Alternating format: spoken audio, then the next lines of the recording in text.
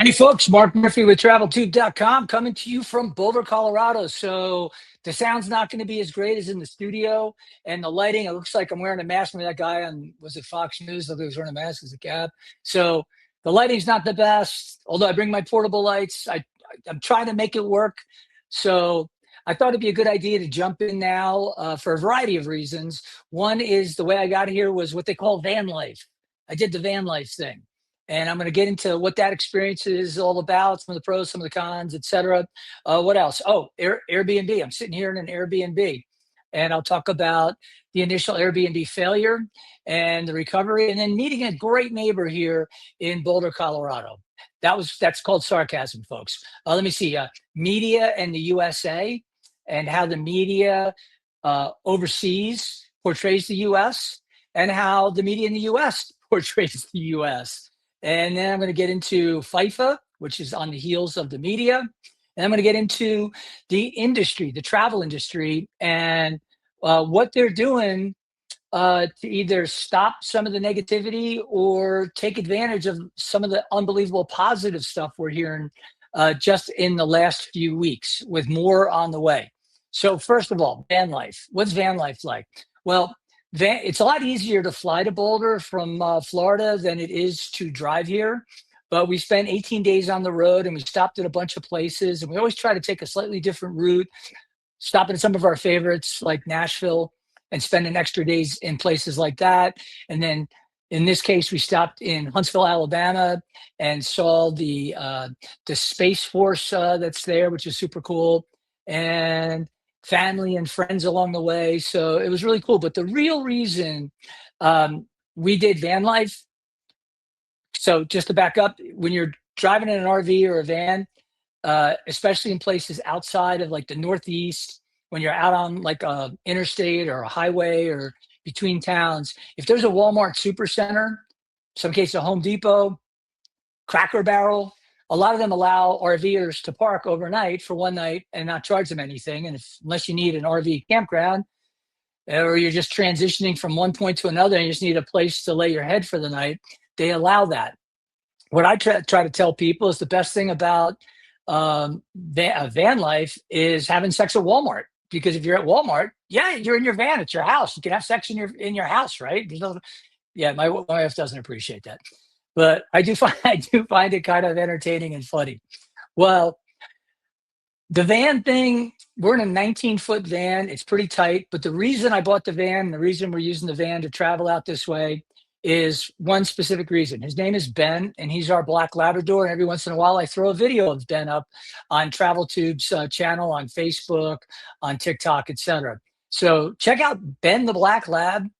He's the reason. He's a spoiled little brat, but I don't want to put my dog on an airplane for obvious reasons, because sometimes things go awry, and I'd rather my dog enjoy the ride and be able to hop out and experience new places, sniff around, meet other dogs, sniff some more, meet some more dogs. It's definitely fun. I would encourage folks who have considered it. There are pros and cons to it.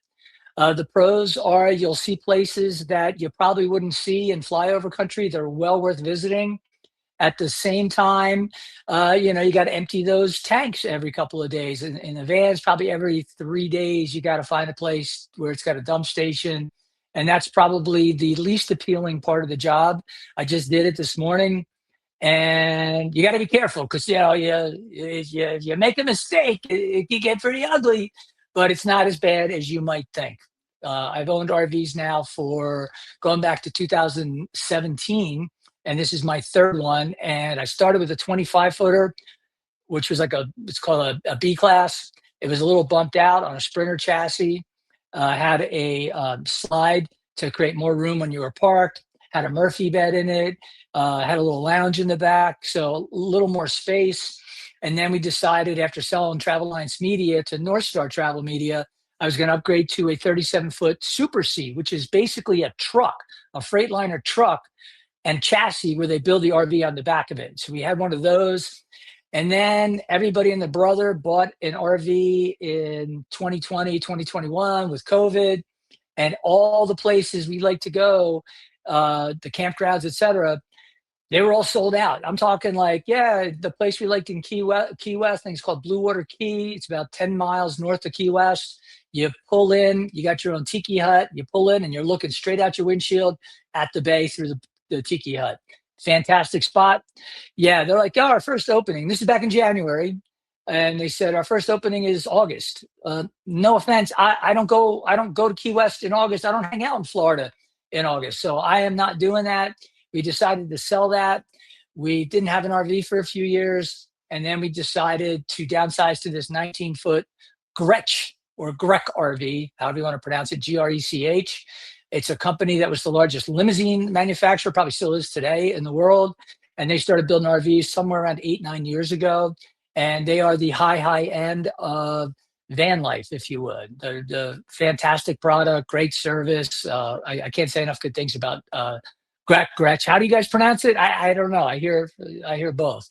So with that said, that's how we got out here. And when we got to our Airbnb, we were trying the code to get into the Airbnb, and it's a place where they had 4 units, 2 townhouses, 2 studios, one much larger than the other. And we said, well, our kids live down the street, 1 block away. We own that house.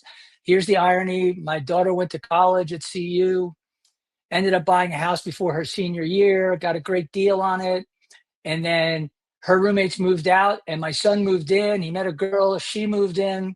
And now there's 3 of them living there. So when I come to Boulder, I can't stay in the house I own. Anybody else having that problem with the college grads? In my case, both of my kids are in the music business, and you can just imagine what a grind that is. So luckily I'm able to help support them, but I can't even get a bed in my own freaking house. So I have to do an Airbnb. Well, we get to this Airbnb and we're trying the code. The woman, Elizabeth's great. We call her up. We're like, hey man, the code's not working. And she's like, oh, but it's not 13A, you're in 13B or whatever the number was. And we're like, no, we booked 13A. We've got the end unit where we have the extra light and we can hang out on the side where there's a lot of open space. Yeah, it wasn't that case. So here's what happens. And this is the pitfall of Airbnbs. Obviously she screwed up. She made it right by moving us to a 1-bedroom, but it was like 3 weeks later, maybe 2 weeks, 2.5 weeks. So we had to suck it up. We were literally in a place that's the size of a like a cabin on a cruise ship. I mean, it was tight. You had 2 little chairs, a 32-inch TV, and a bed. And then the kitchen didn't have a cooktop. So we're like, how do you cook food? We open up one of the drawers. There's like a hot plate type of cooktop. You can cook on it. It's like an induction cooktop, but it's a single burner and you got to plug that in. Well, so we do that. And then it's getting warm out here. So we're like, the AC doesn't seem to be working. You said you were doing something with the AC. She's like, oh, it doesn't have central AC. We're like, it doesn't have central. Okay. She's like, I'll drop off an air conditioner. So the next day they drop off one of those window units. You put in the exhaust. It sits there like a floor model on wheels, which we had no room for. So it made it even more cramped. I mean, we're talking as tight as it can get. And the reason we were okay booking a studio that was larger than this one was because we're going to spend most of our time down at our kids' house, in their yard, with our dog, playing, hanging out, seeing our kids. That's why we came out here. Well, what ended up happening was every time we turned the air conditioner on, the breaker went. And so we had to kind of figure out, we had to unplug everything, all the outlets, still kept going. Finally, it stayed on. But if you wanted to use the cooktop, boom, it went again. Nightmare, absolute nightmare. So that's like rolling the dice because there's no way to know. Even though we stayed in the townhouse next door the previous summer, we had no idea because it was so different and there were so many issues that we were like, holy hell, we couldn't wait to get the hell out of there. Now in a great 1-bedroom, which is the perfect size, great little outdoor space for us to sit out and have our coffee and read in the morning. So we're happy about that. But a lot of people will book an Airbnb for a week, 10 days, 4 days. And we're here for 6 weeks. So we had the flexibility for her to find us another spot, which she did, which we're very thankful for, because we would have ended up spending 5 or 6 times the amount of money to get the hell out of there because there was very limited inventory at that point because we're already here and we're in the peak summer season. So for those folks that do the Airbnbs, I know you all have one or more horror stories. I have several. I've used them over the years. I try not to use them that much, but when you're in a long-term stay somewhere, you really don't have a choice when you've got a dog. You gotta do something. You gotta figure it out. And that's what, that's why we have to do the Airbnbs. Until one of my kids moves out, then I can get my own freaking bedroom there. And yeah, that's not happening anytime soon. They get their rent's too cheap. It's too good of a deal for them. So what do I think of Boulder? Well, let me just give you an idea of a typical day in Boulder. So get up, have my coffee, and then take my dog for a 3 to 4 mile walk.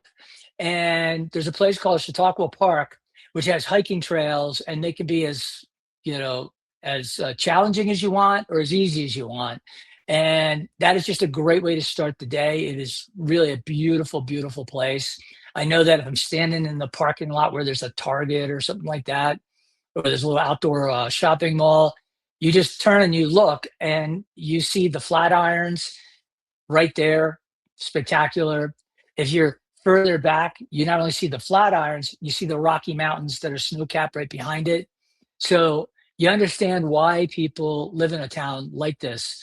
It's not cheap. I think a starter home here is probably north of $1 million.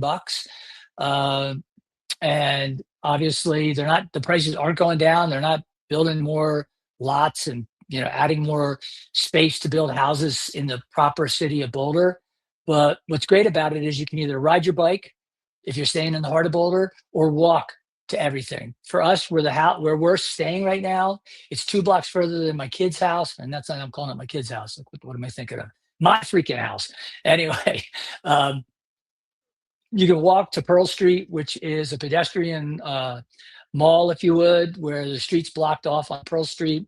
And for several blocks, it's just cobblestones, musicians playing, um, restaurants, bars, shops, just a great, great area. Now, one of the things with the whole van life that we took advantage of, and I've had it now, I don't know how many years, probably like 8 years, is getting a membership so that you can work out in places. And there's a Planet Fitness about 14 minutes by car from us right here in Boulder. It's over in Louisville, which is again another cute little Main Street, quaint town. So many great places to see in Colorado. I got to tell you, so many great places. But uh, we go there because it's $20 for the old black card, and I can bring my wife every time. So it's $10 per person, each of us. And when we're traveling, we just we just look at our route. If we're traveling 4 hours that day, we try to find a place in the first 2 hours where there's a Planet Fitness, and we always do. We pull off, we go in, we check in, we work out, we shower there, and then we're back on the road, ready to go. And it's cheap, it's easy, and you get a great workout. And typically when we go, it's like mid-morning. There's nobody there. The place is empty. We're not there at prime time. It's fantastic. So those are some tips if you're planning on traveling by car, because some people will travel by car and do what we're doing, but with a car. Uh, $20, black card, go to any Planet Fitness you want. It's where you shower, you shave, you get your gym workout in, and you can't beat it. I mean, you literally can't beat it. Now, the only thing I will say is here in Boulder, there are a few entitled people. And I ran into one of them on my way back from Planet Fitness today. So as I came up the street, there's a school across the street from us, and they got a summer program going. And normally I'm able to park my van right smack, on the curb, walk out, and I'm on my property that I'm staying at. This time, because of the timing, there were a bunch of cars there picking up kids, dropping kids off, and there's also some construction going on in the house next door to us. So some work trucks, and there were no spots to park on the street for the first time. So I pull in, and there's several parking spots behind the place we're staying in. But unfortunately, there was a glass company truck contractor that was there doing some work on the place that's under construction behind us. So I very nicely said to the two people I saw standing out there next to the truck, it turns out they weren't the people that were working with the glass company. They were doing surveying. And I just said, hey, do you know whose truck this is and where they are? Because it's blocking basically the driveway. Like, we can't get in the driveway. And some lady steps out of the gate. I guess she's the owner of the house there. And she's like, Oh yeah, yeah, yeah. They're inside. They're doing work in here. And I said, oh well, could you tell them not to park in this spot? This is a private parking spot. And she's like, well, they'll be done in 30 minutes. I said, well, I just had to park like 2 blocks down the street because you let them take a private parking spot. And she's like, well, because now she knows that this is a 4 unit Airbnb. She's like, well, I'm glad that you're not living here full time. And then I had a nice comment back to her. I told her what she could do. She could go and she goes, what'd you say? So I repeated it very clearly. And then I just went on my way. And I thought, wow, what a sense of entitlement. Like, lady, if I pulled into your driveway with my van and just blocked it, you know what you know what I would expect someone to say? I would expect someone to say, "Oh gosh, I'm so sorry. I'll tell them they need to move it." Or would you be okay if they stayed an extra 30 minutes? No, it was like, well, they're only going to be there 30 minutes. And I was like, yeah, that was about 3.5 hours ago. That van is still parked there, folks. Still parked there. I don't want to deal with it anymore, but I just love the sense of entitlement. It's like, oh, it's not my driveway. Well, go ahead. You can park there. I don't care. And then giving me attitude when you do something where I could literally call a tow truck and have your crap towed, have your contractor's truck towed, which would screw the contractor, which would really suck. And I would never do that. But that's in many cases some of the people you find when you travel. Now, the good news is 98% of the people we've experienced traveling are super sweet, super nice, and they would handle it very differently than this individual. So my tip is when you do something that's obviously wrong, how about an apology? And how about, hey, let me fix it? Or would you be okay? I'm really sorry. There was nowhere else for them to park. I didn't see a car there, so I thought it'd be okay for a few minutes or 30 minutes or whatever. But no, it was like giving me attitude when you're invading my space that I'm paying for the next 6 weeks for. Sorry, I give you a chance. Your comment is, I'm glad you don't live here full time. I felt like saying, look, bitch, I own the house that's 2 blocks down, but I'm not going to tell you where it is. Anyway, that was the downside of all the Airbnb stuff that I've dealt with since coming here. Now, you don't get those hassles when you're staying at the Four Seasons Hotel or the Ritz Carlton or whatever, right? It's always about customer service, taking care of you. No one's going to take your spot if you would. Not that you have a designated spot at like the Four Seasons, but maybe you do. Maybe you're one of those players. Hey, player. But anyway, I figured I'd share that story because yeah, it was like nice, great attitude, fantastic, and and I know she heard me the first time, so I was happy to be able to repeat what I told her. And anatomically, it's physically impossible, but but I figured she should go in her house and give it a try. That was my suggestion. All right, let me get on to the media. Wow. So if you are living overseas, and we have relatives, especially on my family side, that live overseas, and they're from England, many of them, and some are from Australia. And so the interesting thing is when you turn on a TV overseas, take the negative stuff you see in the US and magnify it. Everything you see is how bad the USA is. It's run by a dictator. It's an awful place. There's all this crime, blah, blah, blah, blah, blah. If they were talking about the city of Chicago, where I'm from originally, and where a lot of my cousins still live and think it's great, with shootings every weekend, people dying every weekend. I mean, think about it. Over the last 15, 20 years, more people have been killed in Chicago than in the Iraq and Afghanistan war. Put that into perspective. And many more have been shot. So if you zero in on places like that, you're right. And frankly, if you took out some of these places, some of these major poorly run cities in the US where crime is rampant and they release criminals onto the street 10 minutes after they arrest them and book them, you've got terrible crime. I would not tell those people to travel to those places. But what's interesting is how many people who have come from overseas to the US for the World Cup and all those videos you're seeing. You think of those videos you're seeing where people are like, oh my God, I'm in like this Bass Pro Shop. Oh my God, I'm at Bucky's. Oh my God, I've never seen anything like this. Guys are amazed that when they sit down and they're given a bag of peanuts, they're like, "Oh, I didn't ask, I didn't order these." They're like, "No, no, it's free. Take a bag. If you want more bags, take more bags while you're waiting for your food. How about a Diet Coke? Sure, I'll take a Diet Coke. You're halfway done drinking it. Let me fill it up for you. Well, but no, I'm good. I only pay. I only pay for one. No, the refills are free. They're like, what? And the food, the Texas barbecue. Oh my God, it's melting in my mouth. They never tasted anything so good. So the best advertising that the USA has ever had, in light of all the negative crap that gets spewed overseas about travel to the US. I'm also talking about you, Canada, in the north, because we've heard a lot of whining and the US not coming back until Trump's gone. Oh God, you're not coming back because you're broke. That's why. Reality check, and I'll get to that in a little bit. But when the actual individuals that aren't being propagandized see the USA, in many cases, this is for the first time, they are blown away.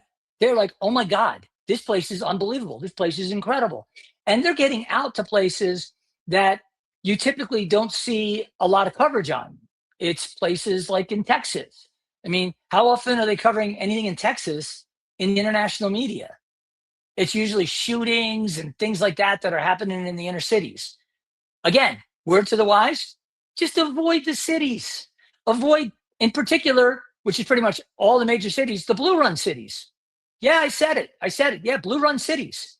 If you look at which party has controlled cities like Chicago, LA, you know, Philadelphia, you will see decades and decades of same party rule, one party rule, and you know what that party is? I don't have to tell you, in all those cities. And they're crime infested hellholes. And guess what's happening? Massive migration out of these places and also out of major states. So, like Illinois, massive outward migration. Can you say the Bears going to Indiana? Yeah, the Chicago Bears are now going to be in Indiana. Indiana. And Soldier Field's an amazing place down by the lake, and they can't get them to stay. They can't. They'd rather move to Indiana. And to be frank, can't say I blame them. High taxes, horrible conditions, crime. Yet Chicago is physically a beautiful city. It's just how it's being run. And we thought Beetlejuice was bad, but oh my God, the guy Johnson, I think is his name. We thought Beetlejuice would be the worst, but now you got this guy. So when I look at the world and the media and I see how it's covered, I ask myself, where is the travel industry? Where are the travel executives? Now, I've known a lot of you folks for decades. You kind of went quiet on me because I was talking about how everyone in the travel industry, for the most part, went along with all the COVID stuff. You have to get vaccinated if you want to go on my cruise ship. Okay. How's that working out? Did that work out for those people that got vaccinated? Yeah, not so good. Not so good. And as more time goes on, more stuff comes out. It was pretty obvious. And it's one of the biggest things I have against the Trump administration 1.0 was allowing a bunch of, you know, bureaucrats that were lifers to dictate policies that destroyed not only our economy, but economies around the world because all these other countries followed what we were doing.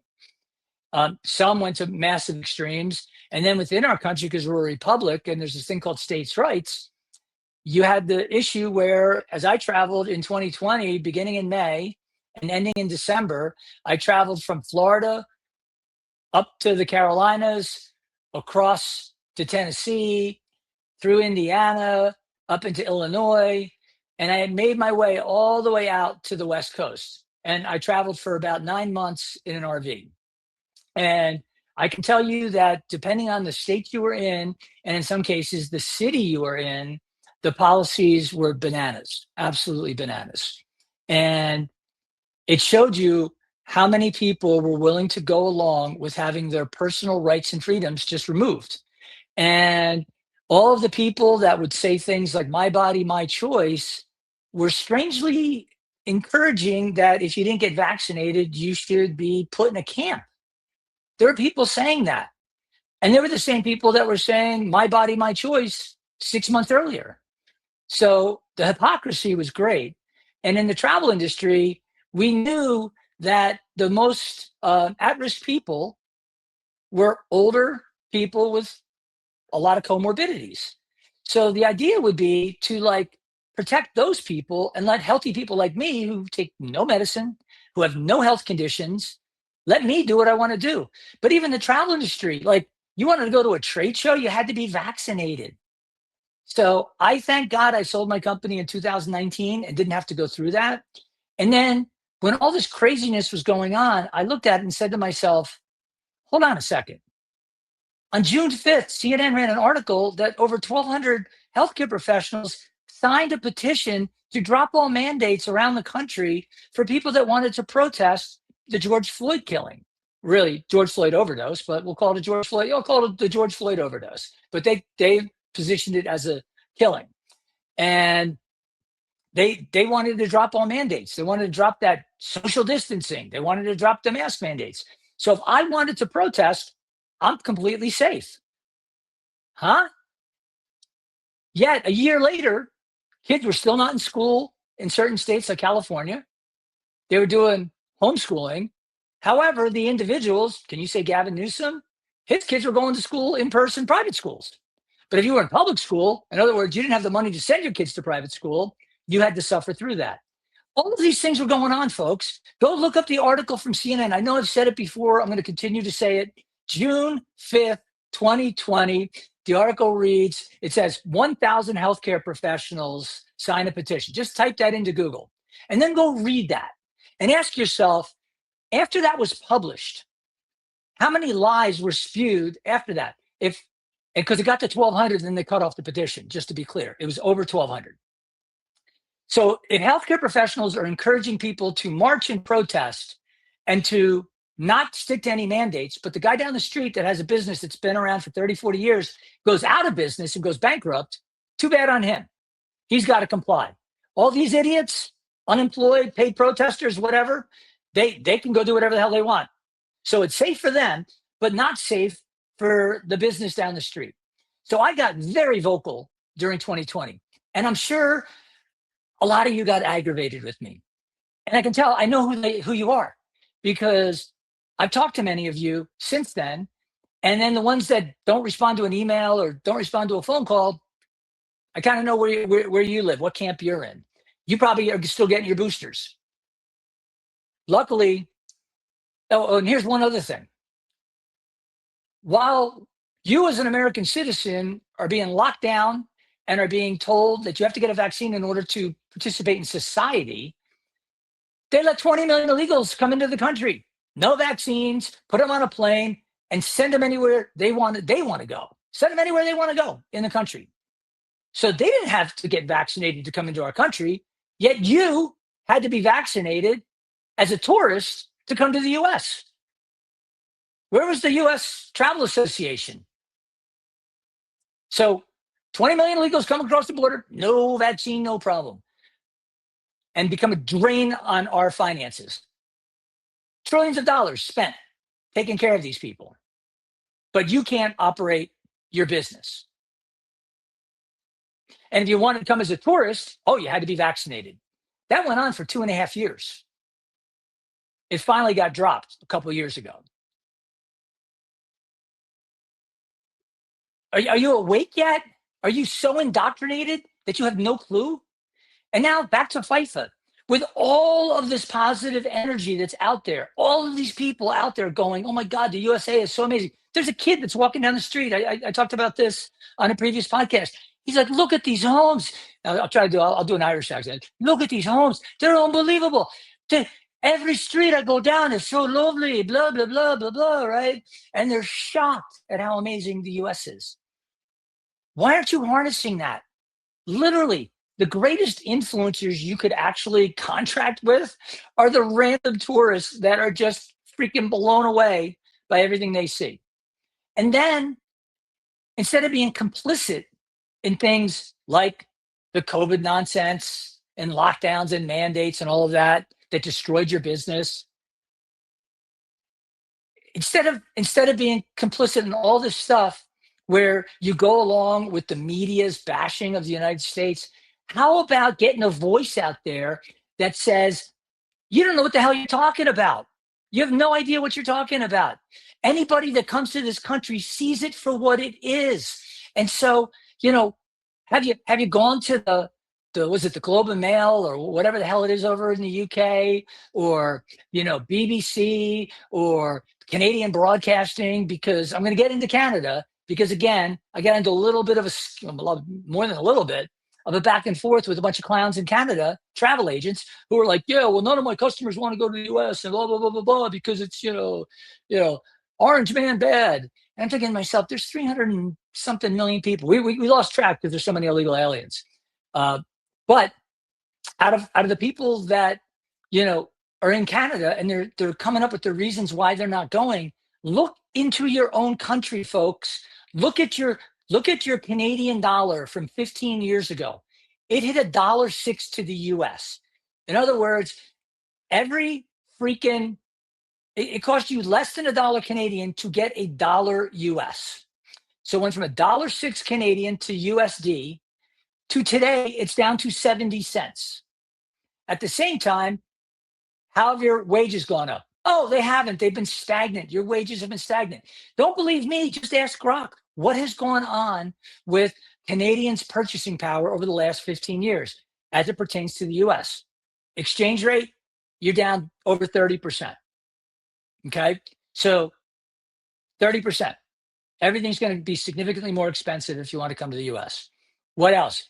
Stagnant wages. What else? Social programs that are through the roof and taxes that are through the roof, which limit your discretionary income, which is what you use to buy travel and to travel with. Okay.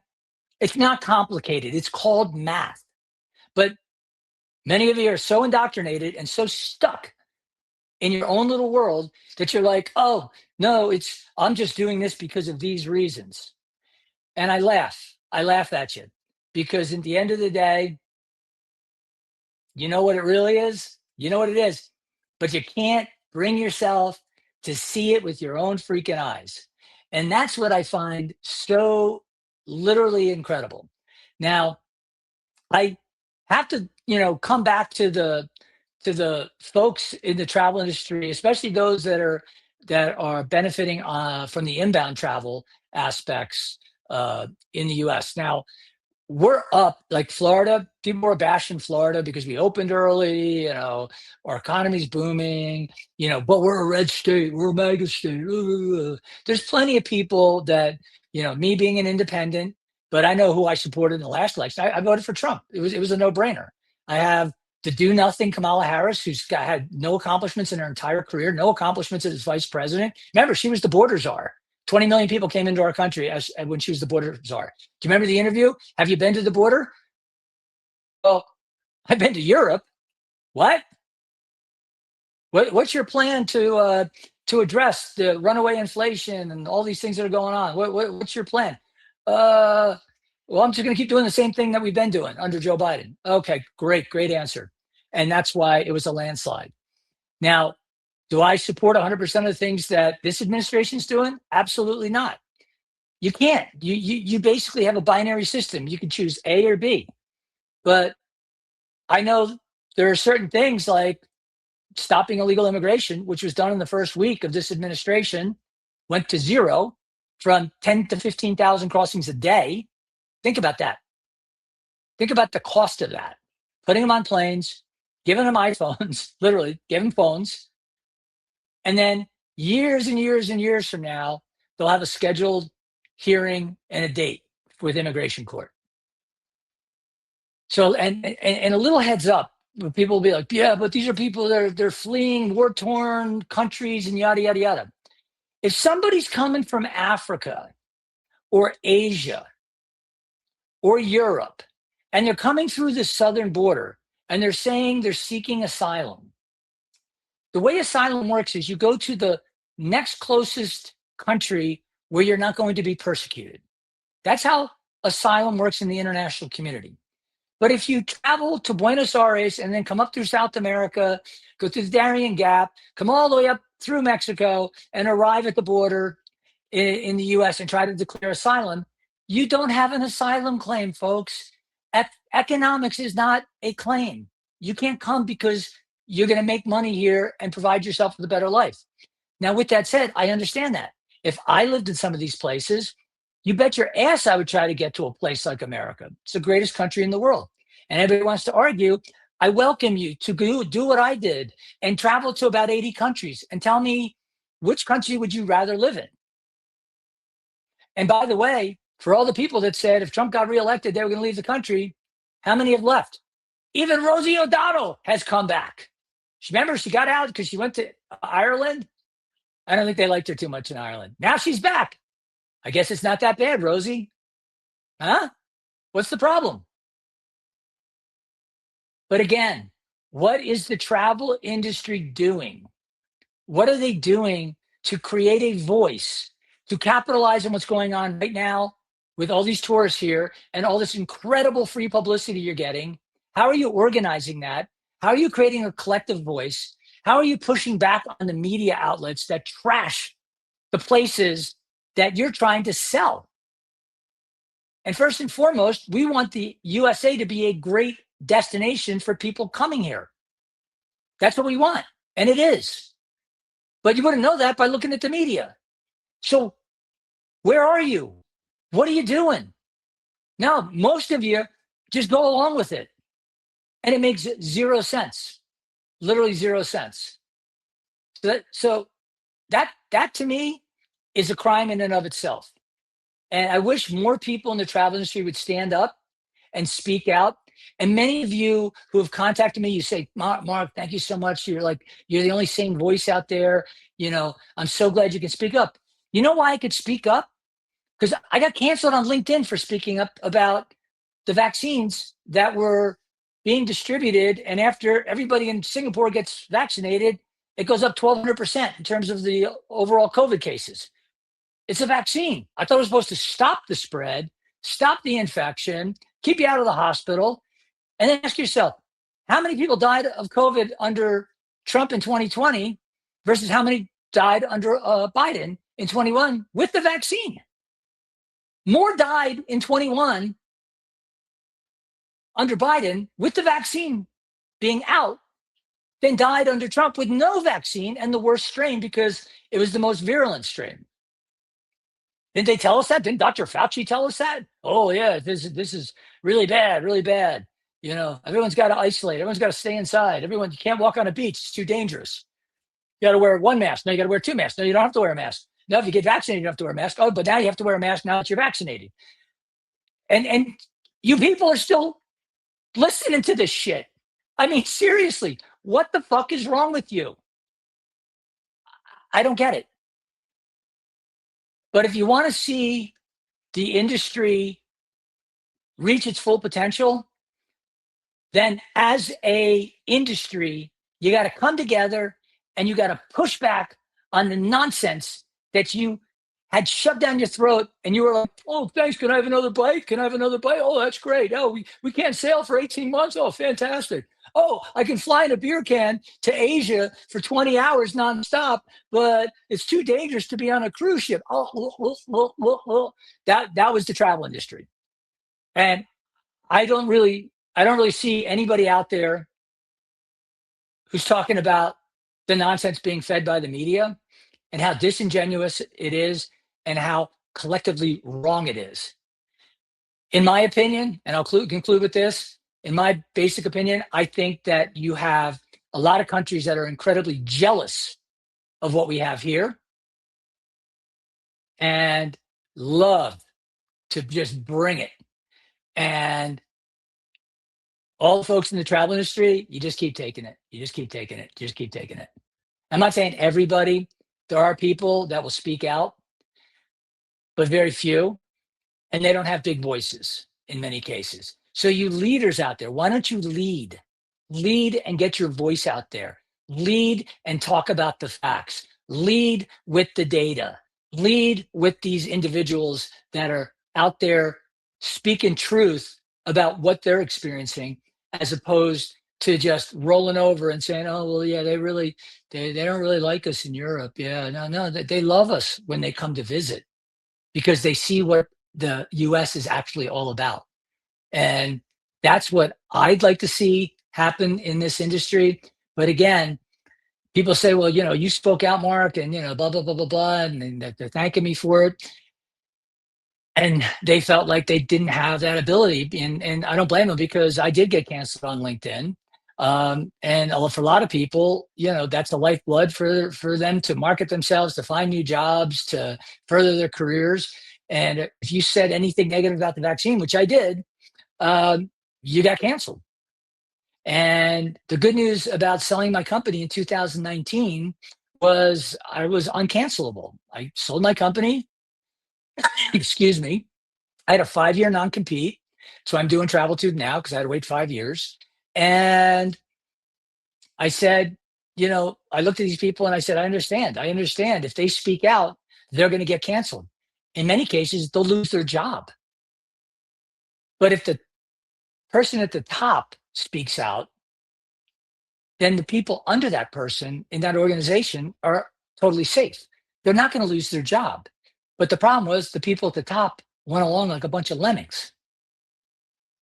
And I've yet to hear one of them say, you know what? I got to apologize. We screwed up, man.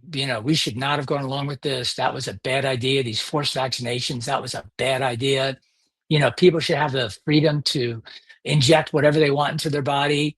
I'm more like a libertarian in that sense. You want to go do drugs, go do drugs. You want to try, I don't know, experimental medical procedures. If your life is on the line, do it. If you just want to be a hobbyist and try different drugs and do OD, not my problem. That's your choice. You get to make those choices. But to force somebody when the data said it wasn't doing anything close to what they said it was, and it was actually causing more harm than good, yep, that's the truth. Then they should have opened their mouths. It's not too late. Just know it. DNI, Gabby Tulsa said just the other day, she dropped that bomb on Fauci, and she said this stuff was created in a lab.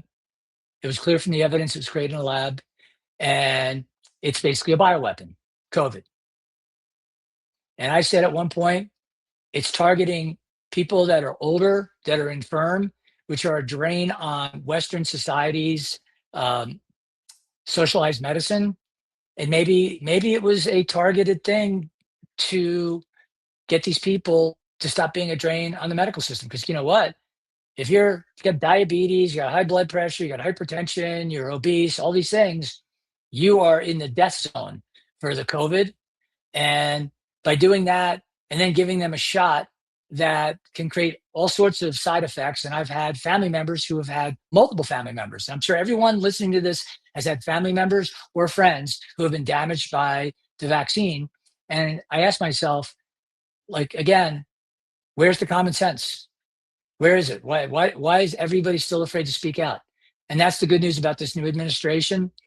The censorship went away. You can't shut me up. You can't shut anybody else up. And I only hope that the message gets out there. More agents take this content and share it and spread the word. And don't be afraid to stand up. I know who you are, many of you. Don't be afraid to open your mouth. Don't be afraid to say, no, this is bullshit. And push back on those people. "Now you're killing grandma. You're doing this. You're getting people killed." Those are the things that people are telling me. "I'm a murderer. You're a murderer. You're saying things that are getting people killed." I don't give a shit. I don't give a shit. I was right. You were wrong. Fess up. Mea culpa. And until you do, nobody can take you seriously. And we're never going to fall for it again. With that said, I am officially out. I hope you have a great week. and I'll see you next week.